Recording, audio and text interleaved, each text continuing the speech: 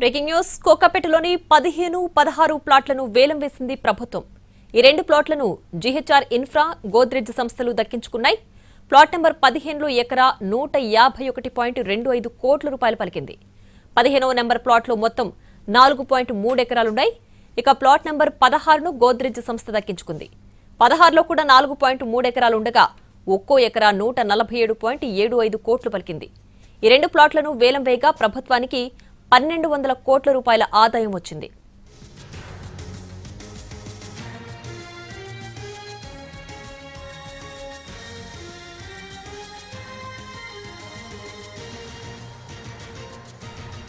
కోకాపేటలోని 15-16 ప్లాట్లను వేలం వేసింది ప్రభుత్వం.